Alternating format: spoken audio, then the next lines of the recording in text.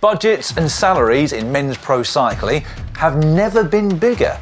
Today, Pogacar has just signed a contract that's reported to pay him €8 million a year, whilst his team, UAE, have an estimated annual budget of $60 million. Other teams in the same World Tour division are operating with a quarter of that. It appears there's an increasing rich-poor divide at the top of the sport, and it's caused some people to call for a budget cap, something that the sport's governing body, the UCI, are apparently seriously looking into. But does cycling need a budget cap? What would it look like? How would it benefit the sport? What even is a budget cap? Let's delve deeper. You're buying speed, essentially. If you haven't got that money to spend on equipment, you're losing out. I'm quite sure that putting a cap just like that is not the solution. They were towards the rear of the grid not so long ago at all, and now probably the car to beat. There are certain teams which are spending 7-8 million on staff salaries, and some teams are spending less than $1 million. The difference between the top teams, performance-wise, and the teams on the lower side of the World Tour is very big. Cycling teams' rivals are not each other, it's the other sports. To bolster the sport and to make it stronger, it's definitely been a good thing. Okay, it's still the same team, it's still the same management, but they've just lost their biggest sponsor.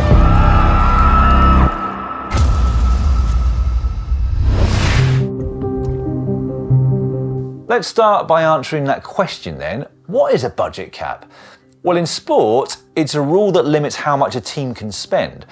F1 introduced a team budget cap in 2021, which limits how much each team can spend on the development of the car and its performance in a single season. So it covers things like research, development and testing, as well as the cost of components and most staff salaries. It doesn't include driver salaries or the top 3 most well-paid staff or staff bonuses. Why did they introduce it? Because the sport's governing body, the FIA, felt there was a rich-poor divide that was making it impossible for the smaller teams to compete. They hoped that the cost cap, as they call it, would go some way to levelling the playing field and also ensure enough teams made it to the grid each season. Sound familiar? The question is, has it worked? Has it had the desired effect? I caught up with Scott Mansell, former racing driver and now running the Driver 61 YouTube channel, to get some answers. I think, from my perspective, yeah, it's been a great move. Actually, in recent years, we've seen the spread of the grid be much closer than it's ever been before. A lot of the qualifying sessions now, first to last, might only be a second and a half, whereas 20 years ago, 15 years ago, it might have been 4 or 5 seconds. So the way the rules have been put together, combined with the budget cap, means that everything is a lot closer. So the spread between the times and the pace of the cars, the performance of the cars, is significantly closer. And that's a great thing for the fans because, you don't know necessarily who's going to be on pole position. The other thing that seems to have changed with the regs is that you can take a team that might be at the back of the grid. For example, McLaren, they were towards the rear of the grid not so long ago at all. And now probably the car to beat. And so it seems to make it possible for the smaller teams or the teams that aren't developing the car quite as well to shoot up the grid a bit more quickly. Okay. And has there been any sort of negatives to the implementation 3 years ago? I don't think so. I suppose one of the arguments is that the bigger teams might drive some development that filters down into road cars, and if they're not spending quite as much money, they're not going to have those advancements in the technology. But I mean, to bolster the sport and to make it stronger, it's definitely been a good thing. The other thing that's happened is that it's not just a cost cap that we've had, a financial cost cap. It's also limited runs in like the wind tunnel and a limited amount of runs that you can run in CFD, which is where these teams develop a lot of the aerodynamic parts. For those of you intrigued as to what the F1 cost cap was in 2024, $135 million or 129 million euros, over double the estimated budget of cycling's most well-funded team, UAE. At the moment, F1 is the only really high-profile sport to have a team budget cap as opposed to a salary cap. Salary cap is a system adopted by most of the high-profile US sports. However, the Premier League will be introducing a spending cap in the 25-26 season, which is going to replace the current profit and sustainability rules. And there's been talk of introducing a budget cap for teams competing at the 38th America's Cup race, touted for 2026. So it seems there are a lot of sports worried about the domination of a handful of rich teams, as well as a large barrier to entry in the first instance. Cycling is one of them. Just after the 2024 World Champs in Zurich, teams were given details of the plan by the UCI, which they'd drawn up together with PwC, a Swiss accounting firm. Yeah, so the UCI and a Swiss consultancy firm, PwC, they actually started working on this in late August, so about 6 weeks before the teams were actually notified en masse. And it's called a Financial Fairness Initiative. So for those who follow football, it's a bit like the FPP. And the idea is, in a nutshell, is to make cycling a fairer playing field. Because right now we've got a big gap between the richest and the poorest. There are certain teams which are spending 7-8 million euros a year on staff salaries, and some teams are spending less than $1 million. There's a huge gap, and the same goes for equipment as well. There's a huge discrepancy between what the richest have and what the poorest have. And ultimately, if you're able to spend 7 million a year on equipment, that means you're sending all your riders to wind tunnels, for track testing. You're buying speed, essentially. If you haven't got that money to spend on equipment, you're losing out. So I think it's quite obvious that there is a big gap, and I think that gap is only increasing as well. Even though overall average budgets among all teams is going up, the richest are getting richer. I'm in favour of a budget cap or a salary cap of some sort. They understand that there is a need to make the sport more competitive, because they understand there's a need to make the sport richer as well and to get more fans involved.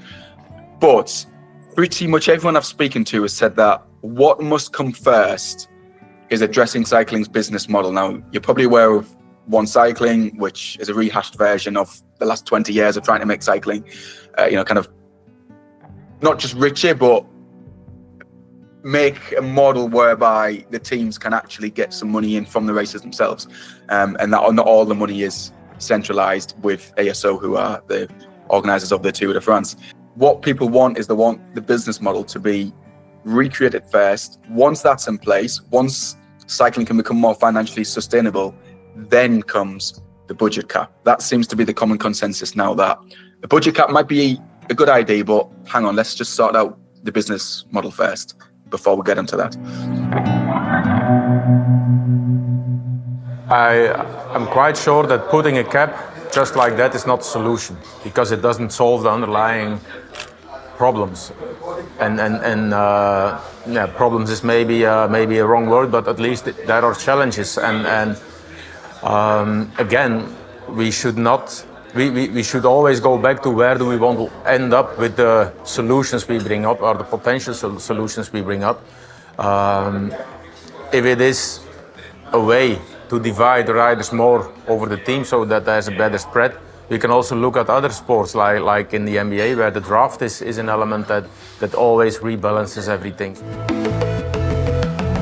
I was going to ask you who you think the winners and losers would be of a salary cap or a budget cap if it's introduced. And I'm talking about everyone here, not just the teams, but UCI, cycling fans, long-term cycling fans, etc., etc. Yeah, it's difficult to say, because I think it depends on how it would be implemented. It's not necessarily as simple as saying, right, we've got a salary cap in place, therefore the sport is necessarily more competitive now, and we've reduced that gap between the richest and the poorest. You would like to think that if the sport is more competitive, then it makes for more exciting racing. But then how do you, if Tadej Pogačar or Van der Poel or Vingegaard, they have their wages reduced by 2-3 million euros a year, it doesn't automatically make them bad bike riders. They're still generational talents. They're still going to win most bike races. So it's not a straight, it's not linear, where if you make every team have, let's say, a budget of 25 million euros, then each team is going to win 20 races a year. It's not as simple as that. So it's not a guarantee it's not a guaranteed success, but I think it would make the sport more competitive and therefore better for the fans. You could argue better for the UCI in attracting more interest, better for the teams, because then sponsors would be more interested to put in X amount of millions of euros a year if they know that they've got a good chance of winning 10, 15 races a year. It would be difficult to measure its success in the first few years. I think you would see its success after 3, 5, 7 years. Because like we've already said, UAE would still have Pogacar, Alpecin would still have Van der Poel, Visma would still have Vingegaard. They're going to keep winning these bike races. Where you would see the difference is in 3, 4, 5 years when actually not all the riders want to go to UAE and Visma. They'd prefer to go to an Arkea or Intermarché because their budgets are similar and they are able to offer similar things. So I think at first you wouldn't really see too much of a change. It would be a long-term, at least speaking on the spectacle, it would be a long-term outlook before you would see change. Now, the spending of cycling teams pales in comparison with Formula One and the Premier League, but those costs are rising significantly. I actually had access to some figures from the past few seasons in the World Tour to show exactly that. So in 2024, the overall budget of all 18 World Tour teams was 499 million euros. That's up 32% since 2021, despite there being one fewer team now, and 5% versus 2023. That makes the average budget of a World Tour team 28 million euros.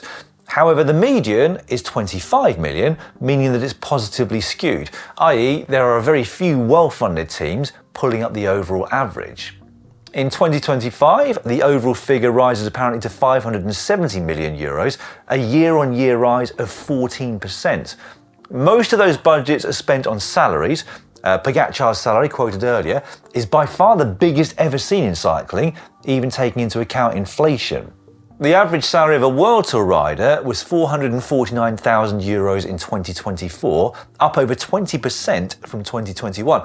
However, in that same period, the median has gone up by 47% to 220,000 euros. That means half the World Tour peloton are earning less than 220,000 euros, but the high earners bring the average up to almost 450k. With an average of 28 riders per team in 2024, that means the average wage bill for riders alone was 12.6 million euros. And for some, these constant increases just aren't sustainable. We all want to protect what we have built up and we want to make sure that it's sustainable. But we've seen in cycling that teams come and go, but there's never a lack of teams. So that's also two different things. And like you say, there's more money coming into sports, which we have complaining about a lot in the past, that companies would not want to invest in cycling. So that's a good thing. But it's clear that the business model of a cycling team is not very stable, but that's not so much related to the budget cap, but also to TV rights. So it's a discussion that goes so much further, and I think what sometimes happens in the media, one thing is being picked out and being looked at isolated, and you cannot isolate it from all the others because it's an ecosystem, including organizers, riders, and teams, and then a ruling body. So you have to find a way to include everybody and from there do the best thing for cycling. Teams are around here for longer and the same sponsors are staying with the same teams for longer. But it's really interesting because I've put that to quite a number of team managers in the last year or so, and they just do not side with that view. They still tell me that they are in a constant fight to keep sponsors happy. They're in a constant fight to get money into the sport. And we only have to look at DCM as well. They're sponsored the last 2-3 years by DSM Permanent, which is a huge company, one of Europe's biggest companies. And they're not going to be the main sponsor next year. Now they've got an upstart Dutch supermarket, Picnic, who's going to be their main title sponsor. So okay, it's still the same team, it's still the same management, and they've still got Post NL on board, but they've just lost their biggest sponsor. Sustainability of cycling teams is a whole video in itself, but what I will say to keep balance is that top-level men's cycling teams have never had a longer history, on average. At the 2024 edition, the average length of existence for each team was over 21 years. Only 2 teams, Bahrain Victorious and Israel Premier Tech, have been around fewer than 10. Wind back the clock 30 years and you'll find 11 teams at the race that were less than 5 years old. In 2024 though, there were none less than 5 years old. Anyway, that is a topic for another day. Back to the budget cap. Now, the primary aim of a budget cap in cycling would be to level the playing field, which would come by spreading the world's best talent across more teams. Pro sports people, quite understandably, need to earn as much as they can in what is quite a short career, and if that means signing for more money as a helper than as a leader elsewhere, that's generally what they'll choose. However, with a budget cap, it'd be unlikely that teams could afford to have superstar domestiques. But just how dominant are the biggest budget teams? Well, I've made a spreadsheet. So this graphic shows the estimated budget of each team in the 2024 UCI Men's World Tour. We don't have the exact figures, but these are probably reasonably accurate. This next graphic shows how much each team paid per UCI point won in the season. The 5 teams we think are the best funded, UAE, Visma, Bora, Lidl and Ineos, are spread quite evenly across that graph. And it's similar in cost per World Tour win, which you can see in this graph, although it's mainly Ineos who provide that spread after quite a lacklustre season. At the top of both those graphs, though, is Alpecin-Deceuninck. With an estimated budget of around 20 million euros, they are a team punching well above their weight. How much of the difference between the rich and the poor that you just talked about in terms of number of wins, etc., is down to budget, and how much of it is down to what seems to be a fact that there are 6 or 7 riders in the world right now who are winning an awful lot of the big races? You have 2 of them, right, with Mathieu van der Poel and Jasper Philipsen. How much of it is the difference in the budget, and how much is just, if you've got 1 or 2 of those riders, you're probably going to get more wins than the teams that don't? It's clearly a key element to have those riders, and apparently, given the fact that we have 2 of them, it's not only linked to budget, so that's already a good thing. And if you see other teams, and more specifically the last 2 years, Ineos are not performing as expected. If you look at their budget, it's not as simple as that. But I think on the long run, indeed, budget creates opportunities, gives you the means to develop as a team and eventually to be successful. If they put a 40 million budget cap in, how would you see that change in the sport of cycling in the short term? Oh, it's difficult to say, but it depends on if there's a cap of 40, it will have an impact on salaries of riders for sure. I think that's the first thing that will happen, and then not the salaries of the top riders, but salaries of riders in a layer just below that is my estimation at this point.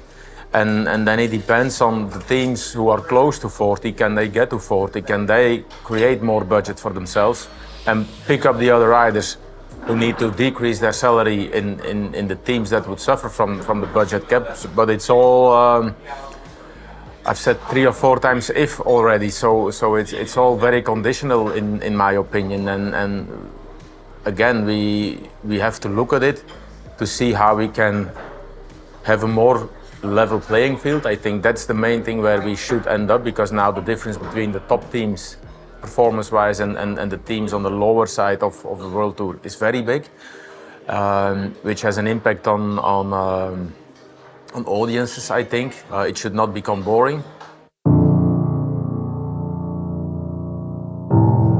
The interesting thing about Alpecin is that they've got one of the sport's huge stars. Mathieu van der Poel is considered one of the big 6 names that eclipse all others in the modern era, with Pogačar, Roglic, Evenepoel, Vingegaard and Van Aert. However, they've also got Jasper Philipsen, and it's him who's picked up the most UCI points and the most UCI World Tour wins for that team this season. Alpecin-Deceuninck are proof that you can have one of the world's best riders, and you can win your fair share of the world's biggest races without one of the world's biggest budgets.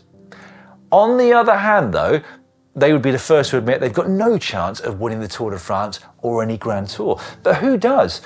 Even if a World Tour budget cap was put in place, unless you've got Vingegaard or Pogačar, are you going to win the Tour de France?